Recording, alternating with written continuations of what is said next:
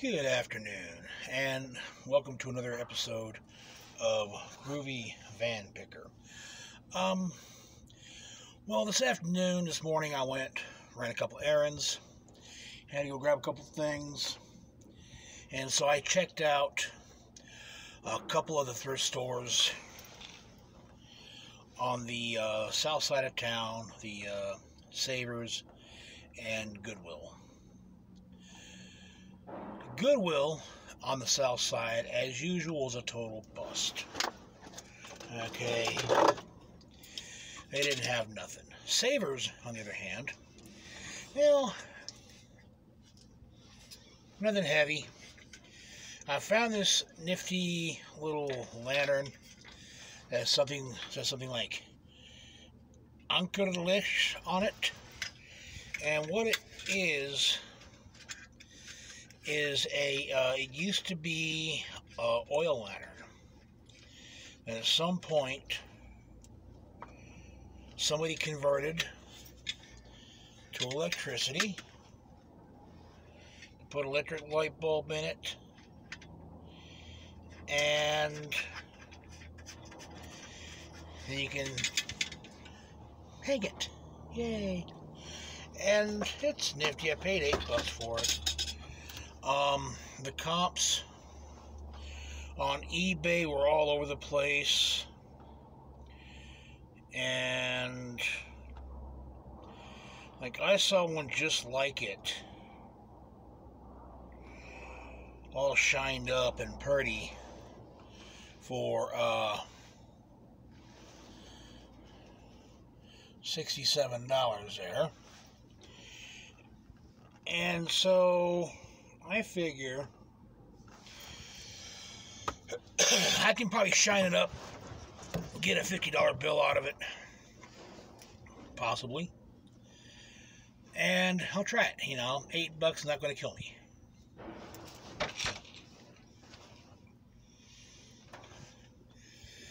This particular Savers, the one on the south side of town, I don't know what's up with them, but their prices are always outrageous for a lot of stuff.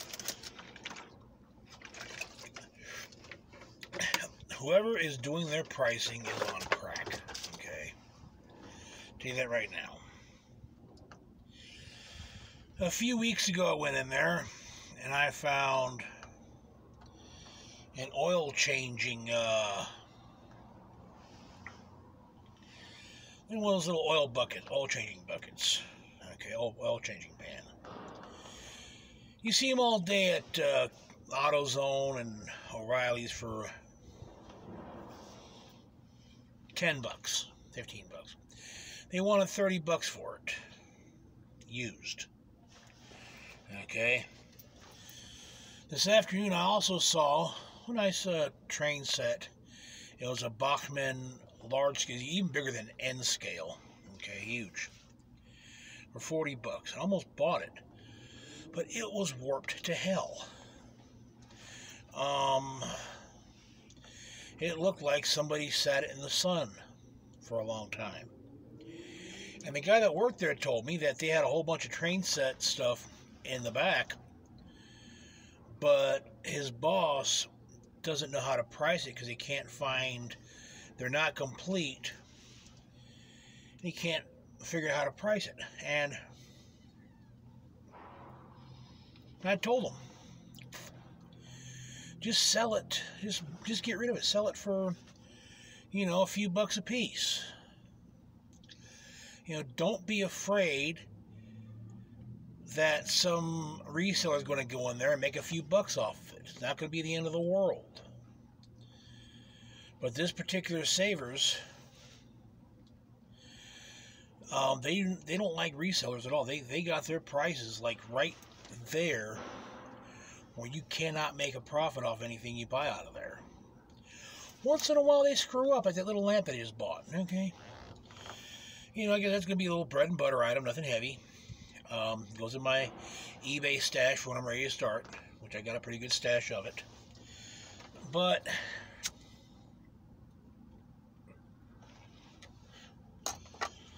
it's not a high dollar item.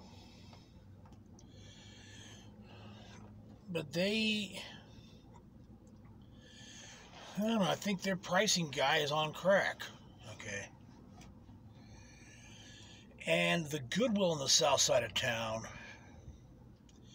I think they have a strict policy against having anything cool in that store. Because I haven't found anything halfway decent in that place in a long time. I think the last thing I found out of that store that was worth a darn was the MASH DVDs that I bought. I bought like seasons 4 through 11 or something like that on DVDs, which I kept for myself. And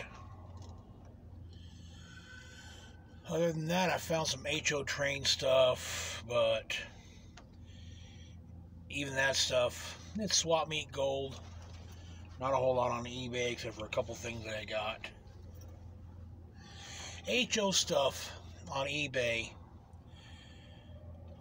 is not really hot. You want N scale, that sells. And you want the, I think it's the O scale, those sell. HO, it's a dime a dozen, but it's great swap meet gold. People love that stuff.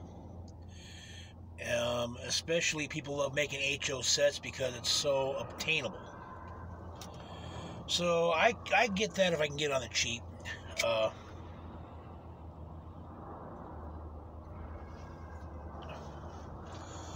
Now,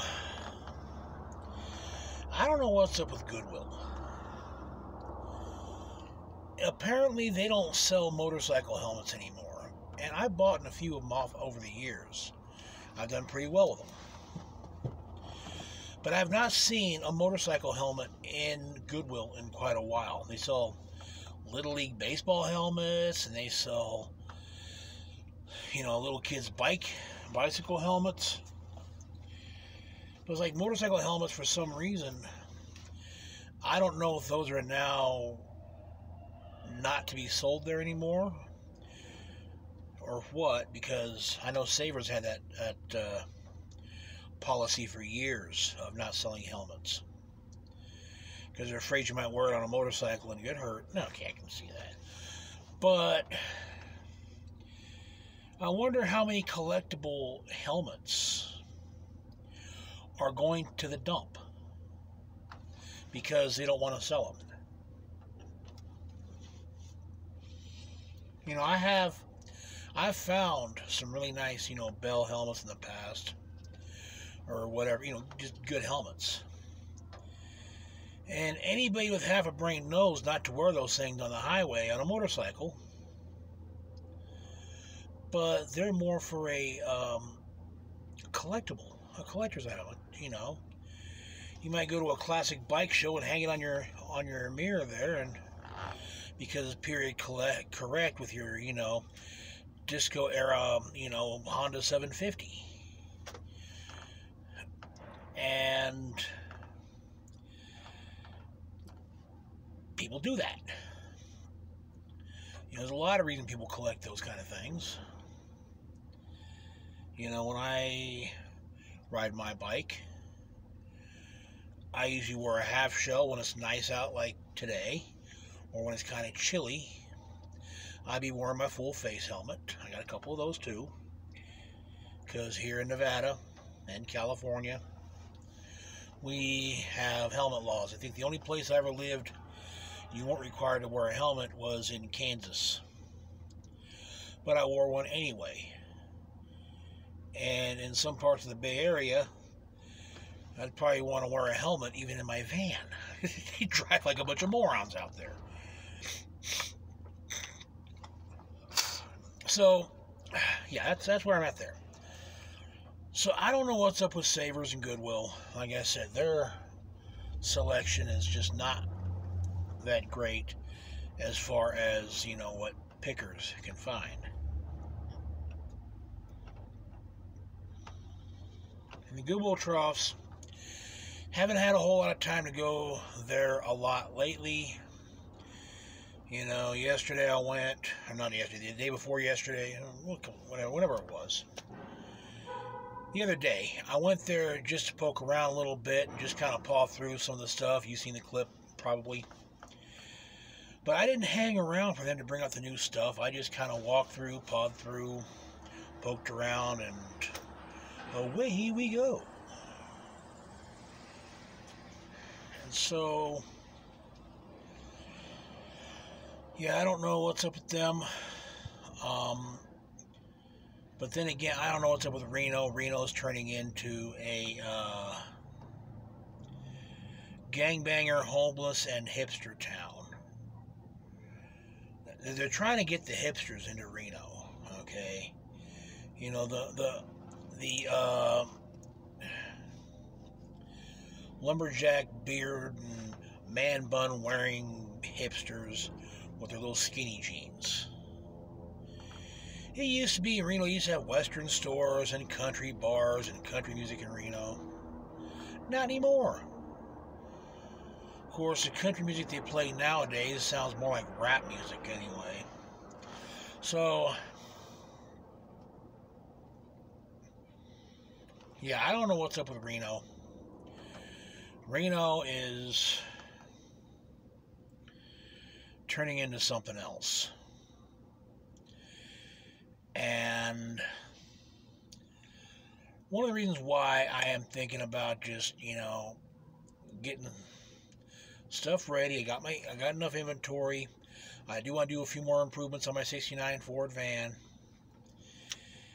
And just start the traveling bit, you know. Because Reno, there's really nothing here. It's just like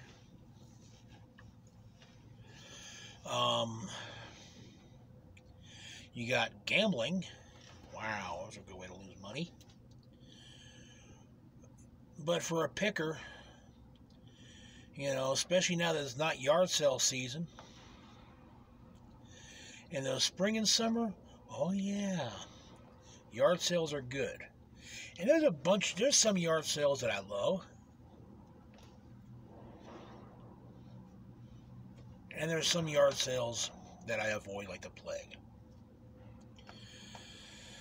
I like the yard sales with the old people who've never had an antique booth in their life. Trust me, you can tell the old resellers because their prices are usually high. Most of the time.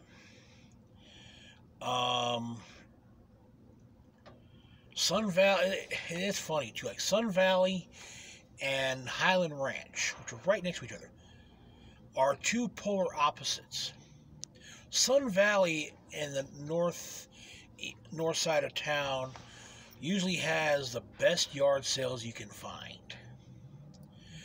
Once you cross over to Highland Ranch, their yard sales are total garbage. It's like they must have some kind of a CC&R, Homeowners Association, rule against having anything good at a yard sale up there. So,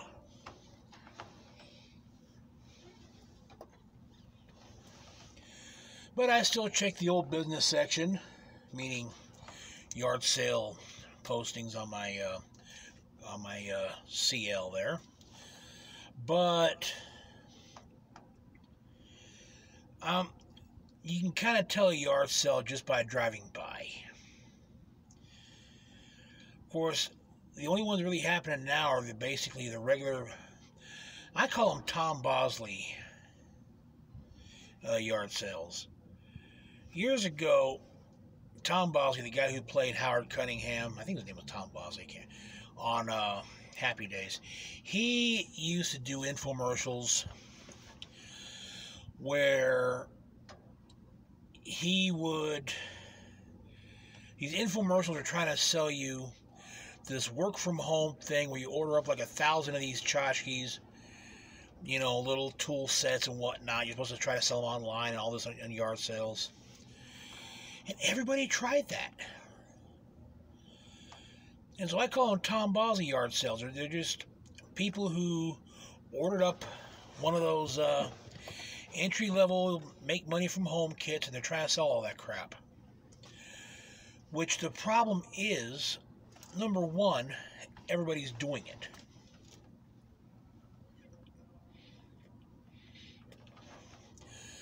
Number two, especially a place like this, you're not in a big enough market to sell just, you're not in a big enough market to try to unload 1,000, $15 toolkits you can buy at Harbor Frightening for, $10. Okay, we're not in that market here. So you got to have a variety at a yard sale or even a swap meet. That's something I touch on, is you need a variety. I saw one guy at a swap meet trying to sell these insulated cups, okay? And that's all he had. Nothing else, just those insulated cups. He's trying to sell them for way overpriced. And he wasn't getting anything. So, yeah, Reno's not a big enough market for that. You want to take these to several different swap meets around the states, you might be able to make it. If you try to bring the same pile of stuff every week to the same swap meet, which has the same customers who just walked by that pile of junk last week, which is another tutorial that I'm going to touch on eventually, is how when you have your swap meets, you're selling used tchotchkes and junk. Or if you have a one of those booths in like a flea market type thing where you set up your booth and let them sell it for you. You got to have a variety and you got to move it around, because you're going to have a customer base of only a certain amount of people who live in the area who go there every week. And they're going to walk by and say, yeah, I saw all this junk last week. Yeah. So back to the yard sales.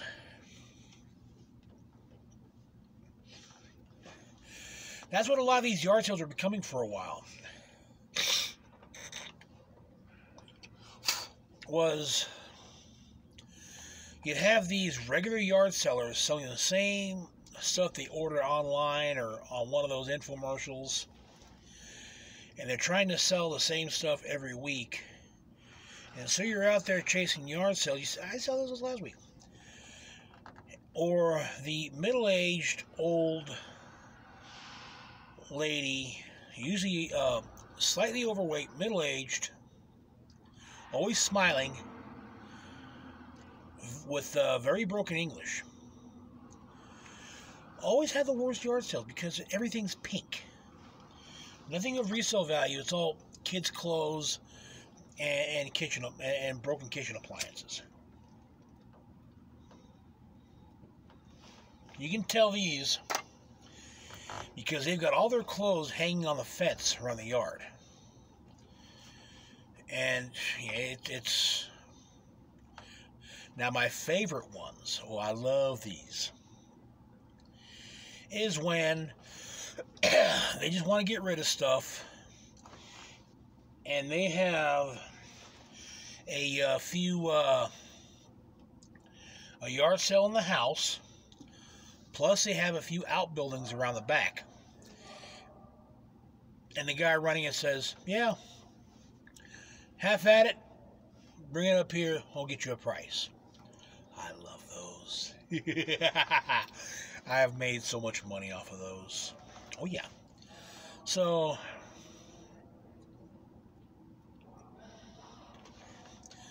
I'll start building my channel up, and I'll start touching on that kind of stuff. But right now, basically, I just kind of wanted to show you what I had now, and that's it. So, have a good one.